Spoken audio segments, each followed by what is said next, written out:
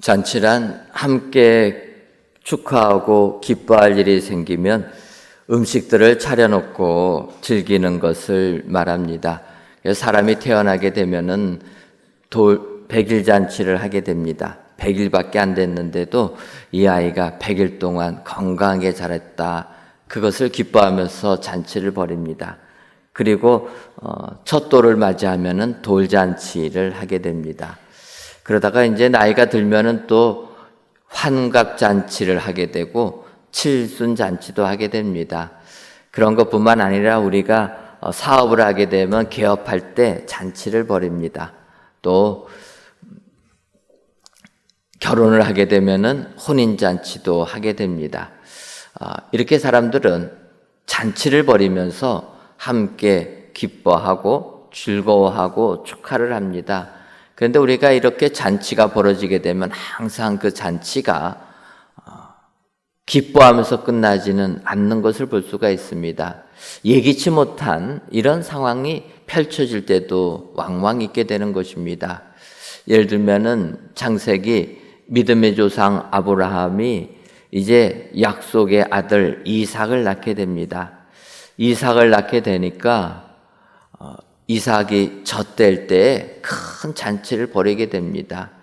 예전에 아이들이 잘 자랄 수 있다라는 것, 그래서 1살, 2살까지 자랄 수 있다라는 게 쉽지 않지 않습니까?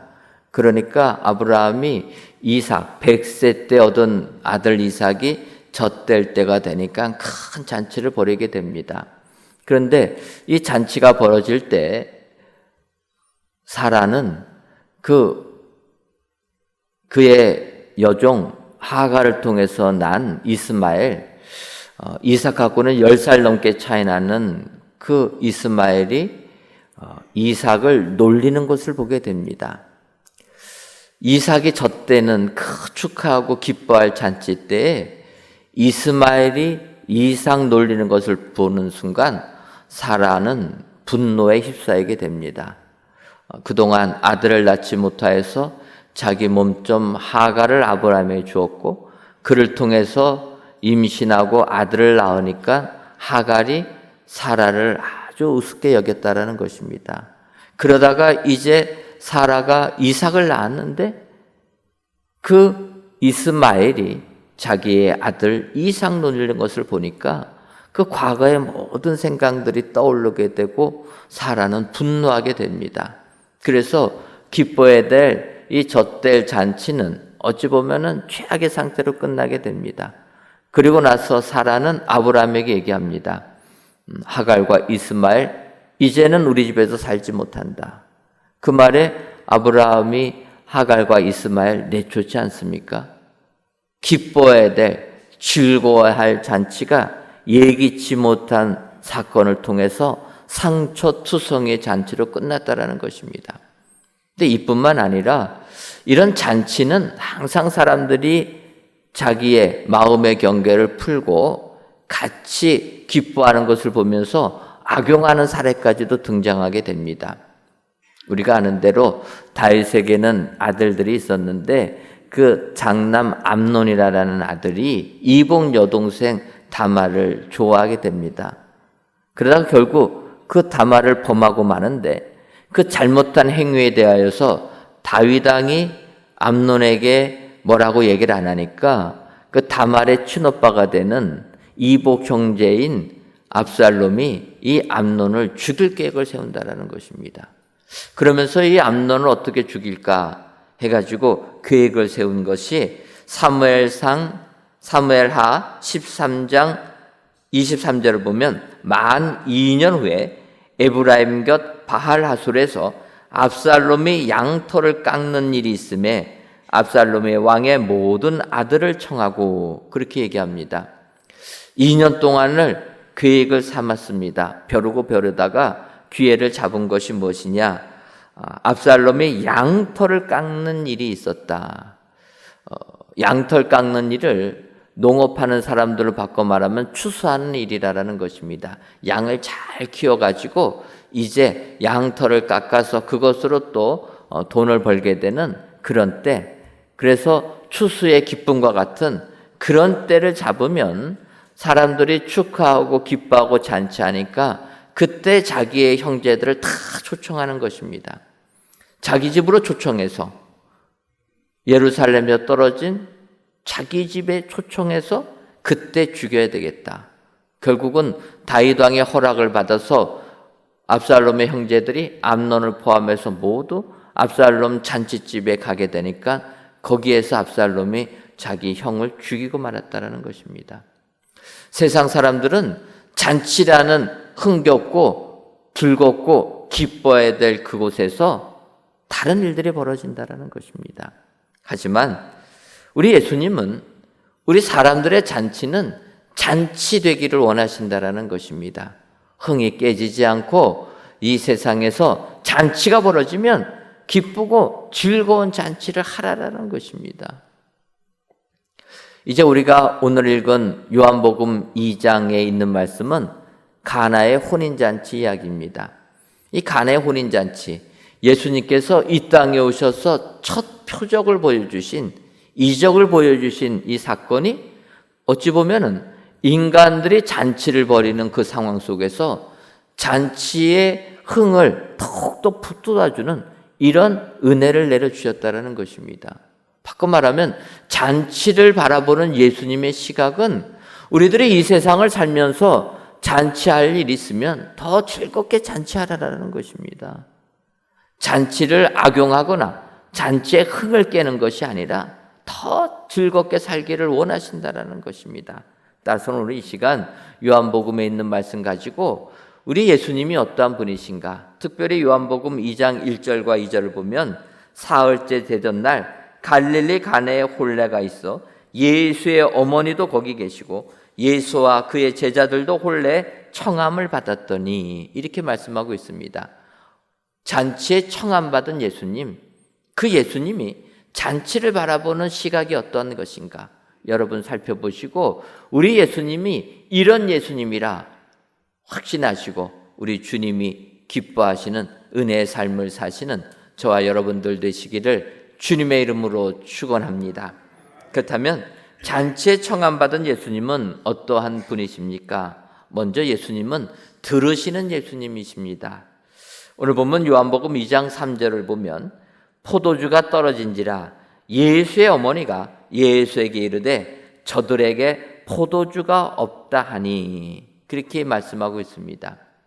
예수님과 제자들 또 어머니와 함께 혼인잔치에 청함을 받아서 주님이 그 잔치집에 왔는데 잔치집에 포도주가 부족했다라는 것입니다.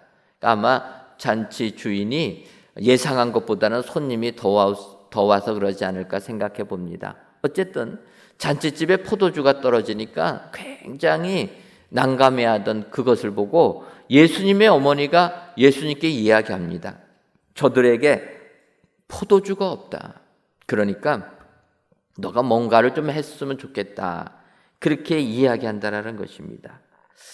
우리가 세상을 살 때 제일 힘들고 어려운 것, 믿음 생활하면서 어려운 것은 하나님께서 우리의 상황을 외면하고 우리의 기도를 듣지 않으신다라는 생각을 가질 때, 그래서 나 홀로 있다라는 이런 외로움, 고독감에 빠졌을 때 참 믿음 생활하기가 힘들고 어렵다라는 것입니다. 하지만 오늘 본문만 봐도 우리 예수님은 우리의 기도를 들으시는 분이라, 우리의 그 상황을 아시고 같이 공감하는 분이시라 오늘 성경은 분명하게 말씀하고 있습니다. 앞서도 이야기했지만 이삭의 젖될 잔치 때 하갈과 이스마엘은 쫓겨나게 됩니다. 하갈과 이스마엘, 그 다음날 아침 아브라함이 그들을 불러가지고 떡 하나, 물 한 가죽 부대 하나 주고 쫓아냅니다. 그래서 이들은 졸지에 잔치 끝난 다음날 이제는 집에서 편안하게 살 수 있는 집에서 쫓겨나는 이런 신세가 되었다라는 것입니다. 떡도 한 덩어리, 물도 한 통, 그거 가지고 브엘세베 광야를 헤매게 됩니다. 어린 이스마엘과 그 여인이 광야에서 어떻게 살겠습니까? 먹을 것 하나 구할 수 있겠습니까? 그러니까 며칠 먹고 나니까 밥도 떨어지고 물도 다 떨어지니까 하갈이 통곡하며 울었다라는 것입니다. 여인이 무엇을 할 수 있겠습니까? 그래서 그녀는 울부짖는 겁니다. 통곡합니다. 사실 여러분, 우리가 세상 살면서 내가 아무것도 해줄 수 없을 때 제일 힘들지 않습니까? 내가 무언가 해줄 수 있으면은 내가 그거라도 해주겠는데 내가 해줄 게 아무것도 없습니다. 이럴 때 절망감을 느끼고 이때 외로움을 느끼는 것 아닙니까?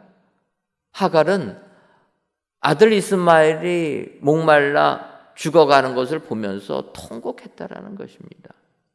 그런데 성경을 보면 창세기 21장 17절에 하나님이 그 어린아이의 소리를 들으셨으므로 하나님의 사자가 하늘에서부터 하갈을 불러 이르시되 하갈아 무슨 일이냐 두려워하지 말라 하나님이 저기 있는 아이의 소리를 들으셨나니 이렇게 말씀하고 있습니다. 하갈과 이스마엘 광야에서 절망 속에 빠졌습니다. 이때 하갈은 울부짖었습니다. 그런데 하갈은 우는 것으로 끝났다라는 거예요. 오늘 성경을 보니까 하갈이 우는 소리를 하나님이 들으신 것이 아니라 오늘 창세기에서는 하나님이 그 어린아이의 소리를 들으셨으므로 이스마엘의 기도를 들었다라는 것입니다. 이스마엘이 누굽니까? 그래도 믿음의 조상 아브라함의 적자는 아니지만 장자로 태어난 사람 아닙니까? 그러니까 이스마엘은 아버지 아브라함을 통해서 하나님을 알았다라는 것입니다. 그러니까 그는 기도하는 법을 배웠다. 어머니는 울부짖고 통곡하지만 아들 이스마엘은 기도했다라는 거예요. 하나님께 기도하니까 하나님이 들으셨다. 저기 있는 아이의 소리를 들으셨다. 그래서 하갈의 눈을 밝혀 보여주셔서 물을 발견하게 하시고 그 이스마엘에게도 축복해 주셔서 너로 한 민족을 이루게 해주겠다. 하나님이 약속해 주지 않습니까? 하나님은 우리의 기도를 들으시는 분인 줄 믿습니다. 지금 당장에 우리에게 응답이 없다 해서 여러분 하나님이 우리의 기도를 안 들은 분이 아니라는 거예요. 하나님은 우리의 기도를 분명히 들어주시는 분이라. 그리고 하나님은 하나님의 계획에 따라서 역사하시는 줄 믿습니다.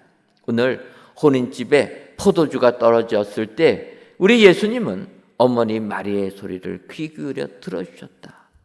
들어주시는 하나님, 이 하나님이 우리의 하나님 된 것이 우리에게 은혜요 복이 되는 줄 믿습니다. 세상 사시면서 내가 믿는 예수님은 나의 기도를 들으시는 분이라 확신하시고 하나님께 기도하시는 여러분들 되시기를 바랍니다. 기도하면 우리 주님 들어주시고 응답해 주실 줄 믿습니다. 오늘 이같이 가나의 혼인잔치집에 포도주가 떨어졌을 때 그 말을 외면하지 않고 들어주셔서 물을 가지고 포도주로 만들어주신 예수님, 그 예수님을 기억하시고 오늘도 들어주시는 예수님께 기도하시는 저와 여러분들 되시기를 주님의 이름으로 축원합니다. 다음으로 잔치에 청함받은 예수님은 바꾸시는 예수님이십니다. 오늘 본문 요한복음 2장 4절을 보면 예수께서 이르시되 여자여 나와 무슨 상관이 있나이까 내 때가 아직 이르지 아니하였나이다. 이렇게 주님이 어머니 마리아에게 이야기하십니다. 어머니가 포도주가 떨어졌으니까 너가 어떻게 좀 해봐라. 이렇게 예수님께 말씀하실 때 예수님은 그 말씀을 들으셨지만은 우선 어머니에게 이야기합니다. 아직 내 때가 이르지 않았습니다. 바꿔 말하면 예수님의 계획표 상에는 지금 혼인집 물을 가지고 포도주 만드는 건 들어있지 않다라는 것입니다. 하나님께서 우리 인류를 구원하기 위하여 예수님을 아담과 하와가 범죄한 그 직후부터 예수님을 예배하지 않습니까? 우리를 구원해 주실 구원자를 하나님은 계획하시고 예정하셨습니다. 그래서 때가 참에 예수님을 이 땅에 보내주시고 그 예수님을 통해서 우리에게 구원의 축복을 주신 줄 믿습니다. 이 하나님의 계획은 놀라우신 계획입니다. 우리의 생각을 넘어서는 하나님의 계획입니다. 그런 하나님의 계획 속에서 예수님이 이 땅에 오시고 이제 공생의 삶을 시작하신 것입니다. 그래서 제자들을 부르고 사흘밖에 지나지 않았던 이때라는 거예요. 그래서 예수님께서는 말씀하십니다. 내가 아직 표적을 보여줄 때가 아닙니다. 지금은 내가 제자들을 모으는 때지 하늘의 이적을 사람들한테 보여주면서 내가 그리스도라 아직 알릴 때가 아니다라는 것입니다. 그런데 예수님 혼인잔치의 청함을 받아서 잔치집에 와보니까 지금 이 잔치집의 문제는 포도주가 떨어졌다라는 거예요. 그래서 그것을 보시고 예수님은 생각을 바꾸셨다라는 겁니다. 뜻을 바꾸시는 예수님, 그 예수님이 우리의 주인 되시는 게 복인 줄 믿습니다. 우리가 아는 대로 히스기야 왕이 있습니다. 히스기야 왕은 병들어 죽게 되었다. 성경이 얘기합니다. 병들어 죽게 되었을 때 하나님께서 이사야 선지자를 히스기야 왕에게 보냅니다. 여러분, 우리가 병들어 죽게 되었을 때 하나님의 사람이 오게 되면 뭐라고 해줘야 됩니까? 죽게 되었을 때 별로 바라는 게 없나 본데요. 그러면 그냥 죽으시면 됩니다. 죽게 생겼을 때 하나님의 사람이 오면은 뭐를 원하고 바라겠습니까? 너가 살 것이다. 이거 기대하는 것 아닙니까? 그런데 하나님께서는 히스기야 왕이 병들어 죽게 되었을 때 이사야 선지자를 보내가지고 하신 말씀이 너 집 정리하라는 거예요. 너가 죽고 살지 못하리라. 얼마나 절망적인 말입니까? 그것을 하나님의 사자가 히스기야 왕에게 하는 것입니다. 바꿔 말하면 하나님의 계획표 속에서는 이제 히스기야 왕 죽는다라는 거예요.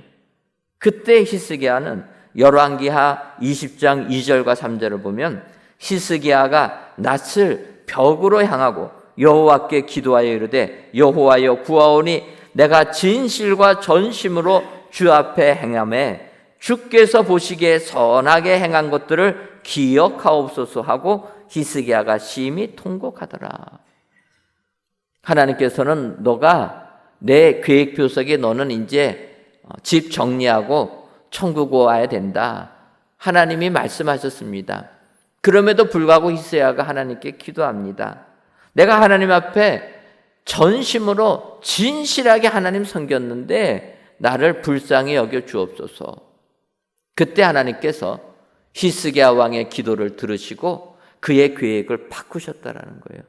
그래서 죽어야 되는 히스기야 왕에게 이사야 선지자를 다시 보내서 15년을 연장시켜 주시겠다. 우리가 믿는 하나님은 우리를 위하여서 하나님의 계획까지도 바꿔주시는 분인 줄 믿습니다. 바꿔주시는 하나님이 나의 하나님 된 게 얼마나 큰 축복이요 복입니까? 우리가 세상을 살다 보면은 나이가 들수록 사람이 잘 바뀌어지지가 않습니다. 그러지 않습니까? 세상이 얼마나 빨리 바뀝니까? 그러면 좀 젊은 사람 이야기도 들을 줄 알아야 되는데 50년 전 이야기 하시는 겁니다. 안 바꾸세요. 자기가 지금까지 살았던 그 경험이 맞다라는 거예요. 그래서 아무리 젊은 사람들이 이야기해줘도 아니라는 겁니다. 옛날 것만 고집하는 겁니다. 사람이 바뀐다는 건 너무나 어렵습니다. 그것뿐입니까? 우리가 사는 이 세상도 제도도 참 안 바뀝니다. 좀 바뀌어야 되는데 안 바뀌는 거예요. 제가 우리나라 이 형법을 보면서 제일 마음 아픈 것은 주치 폭력이 정당화하는 것이 참 마음이 아프다라는 것입니다. 그러니까 우리나라는 술 먹고 폭력을 가하면은 심신미약이라 해가지고 그 죄를 경감해 주는 겁니다. 이게 문제가 있는 것 아닙니까? 술 먹고 행패 부리고 폭력을 가하면 가중처벌해야 되는 것 아닙니까? 그런데 우리나라 법은 술 먹고 폭력을 가하면 가볍게 해주는 겁니다. 그러니까 지금도 폭력이 난무하는 거예요. 그래서 폭력하는 사람들은 어떡합니까? 먼저 술 한잔 하지 않습니까? 그리고 폭력하는 겁니다. 그리고 잡히면은 술 취해서 몰랐다. 그러면 우리나라 법은 심신미약이라고 해갖고 풀어주는 겁니다. 이 법이 안 바뀌는 거예요. 그러니 난데없이 이런 어려움 당한 사람들은 얼마나 힘듭니까? 그러니까 저도 그래요. 길거리 다니다가 목회자라면은 좀 도움 필요한 사람들 도와줘야 되지 않습니까? 그런데 술 먹은 사람만 보면 저는 180도 돌아서 나갑니다. 제가 청년 때 술 먹은 사람에게 대해주다가 멱살까지 잡혔거든요. 안 바뀝니다. 우리나라뿐입니까? 미국도 마찬가지예요. 그렇게 민주주의가 발달된 선진국이라고 해도 지금도 총기 규제가 이루어지지 않습니다. 해마다 그냥 총기 사고가 나갖고 한 자리에서 수십 명씩이 죽어도 죽을 때는 총기 규제하겠다고 하지만 막상 법을 제정할 때 가서는 미국 헌법에 안 맞는다고 안 합니다. 특히 미국에서 마음 아픈 거는 학교에서 총기 사고가 자주 일어납니다.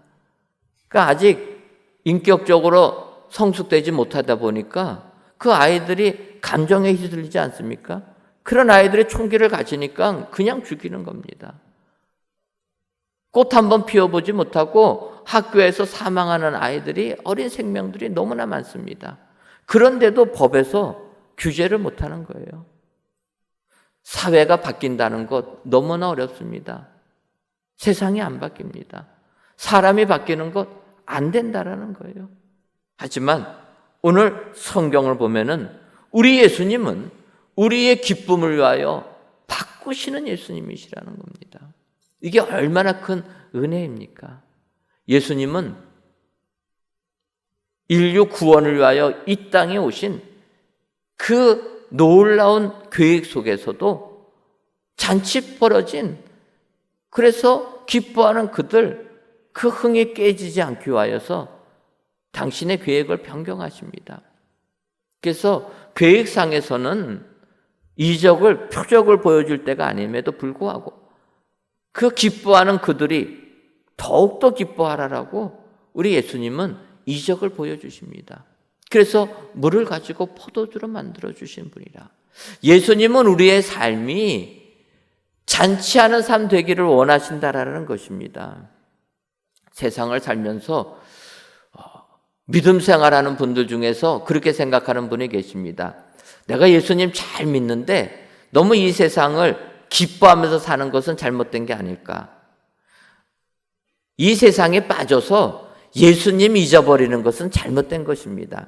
하지만 예수님 기억하고 믿음 생활 잘하면서 이 세상을 잔치같이 살아가는 것, 그건 주님이 원하신다라는 것입니다. 이적을 베풀어 주신다라는 거예요. 그래서 우리 예수 믿는 사람들은 굴욕주의자들이 아닙니다. 우리 예수 믿는 사람들은 예수님의 생각을 가지고 사는 거지 세상에 어떠한 철학 가지고 사는 게 아니라는 것입니다. 오늘 예수님은 분명히 잔치집에서 잔치하는 그들, 그 흥이 깨지지 않고 더욱더 행복해 하라라고 그의 계획까지도 바꿔주신 분이라. 이분이 우리가 믿는 예수님이라 여러분 기억하시고, 내가 믿는 예수님은 나를 이렇게 즐겁고 행복하게 해주시기를 원하시는 분이라 기억하시고, 그 주님께 항상 감사와 찬송을 돌리시는 저와 여러분들 되시기를 주님의 이름으로 축원합니다. 마지막으로 잔치에 청함받은 예수님은 명하시는 예수님이십니다. 오늘 본문 요한복음 2장 7절과 8절을 보면 예수께서 그들에게 이르시되 항아리에 물을 채우라 하신즉 아귀까지 채우니 이제는 떠서 연회장에게 갖다 주라 하심에 갖다 주었더니 이렇게 말씀하고 있습니다. 예수님께서는 혼인잔치에 포도주가 떨어져서 난감해하는 그들에게 이제 말씀하십니다. 하인들에게 명하셨다. 예수님이 말씀하셨다는 거예요. 그래서 그 명령에 순종하게 되니까 물이 변하여 포도주가 되었다는 것입니다. 여러분, 주님이 명하시면 이처럼 물이 변하여 포도주가 될 줄 믿습니다. 주님이 명하시면 거친 바다가 잔잔해질 줄 믿습니다. 주님이 명하시면 오병이어 가지고 5,000명이 먹고 12방울이가 남는 이런 축복이 임하게 될 줄 믿습니다. 주님이 명하시니까 죽은 나사로가 살아나지 않습니까? 우리가 믿는 예수님은 바로 이런 분이라는 거예요. 그래서 주님이 명하시기만 하면 우리의 삶에는 하늘의 은총이 넘쳐나게 될 줄 믿습니다.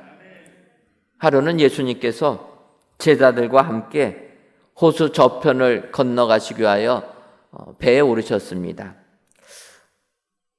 주님의 일을 감당하는 것이 힘드셨는지 예수님 배에 오르자마자 그냥 주무시고 말았다라는 거예요. 그런데 제자들도 쉬지 않았겠습니까? 그러다가 풍랑이 일는 겁니다. 풍랑이 일고 성경을 보면 물이 배 안에 들어와서 배가 잠길 지경까지 되었다.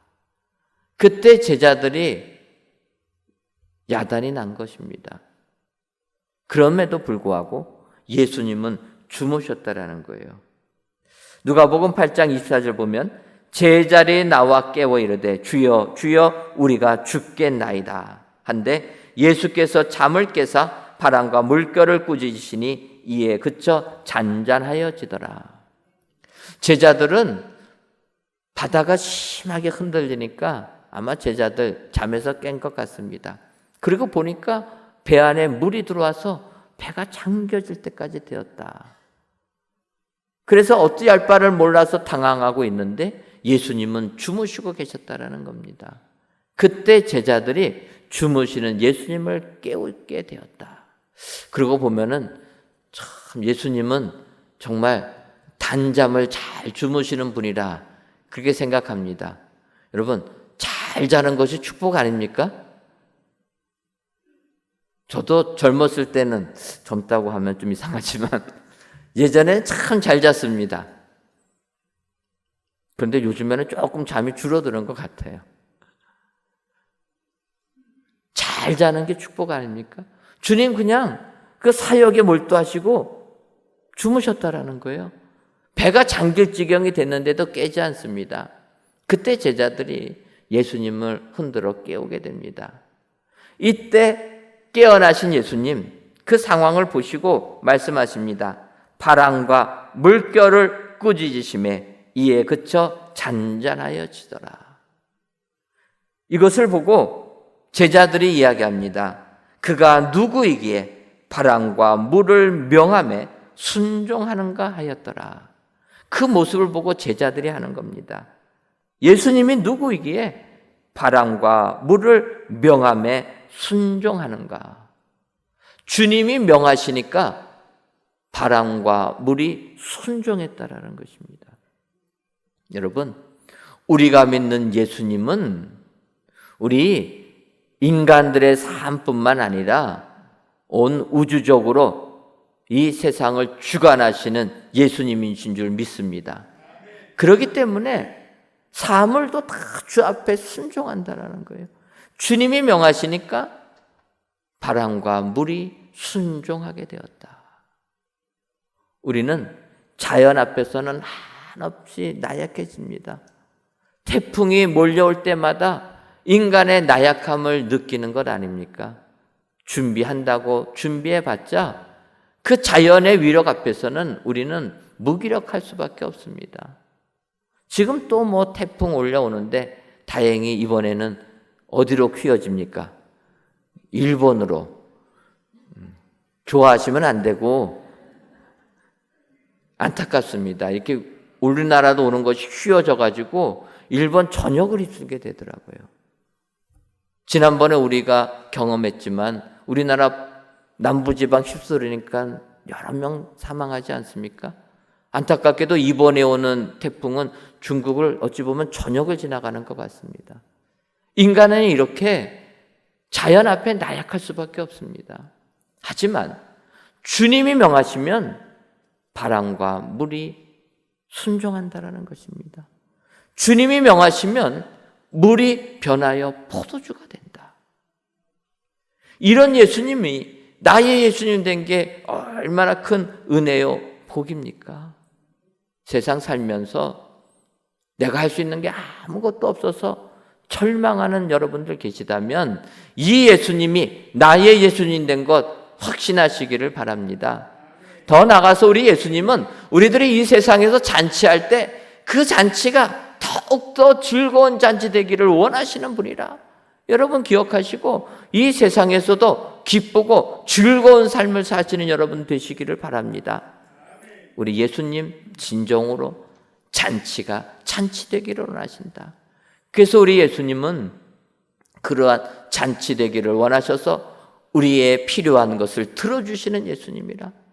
그 잔치가 잔치되기 위하여서 우리 예수님 그의 계획까지도 바꾸시는 분이라. 더 나가서 그 잔치가 잔치되기 위하여서 명하셔서 우리에게 은혜를 주신다. 여러분 기억하시고 이 예수님이 나의 예수님 된 것을 오늘도 우리 하나님께 감사하시는 저와 여러분들이 되시기를 주님의 이름으로 축원합니다. 기도하겠습니다. 하나님, 결실의 계절인 가을을 맞이하여 주일 오늘 이 시간 성전에서 또는 각 예배 초소에서 귀한 예배를 드리게 하시니 감사합니다. 이 예배를 흠양하여 주옵시고 모든 예배자들 위해 삶의 열매가 가득하게 하여 주옵소서. 이 시간 잔치에 청함받은 예수님이라는 제목으로 말씀을 주시니 감사합니다.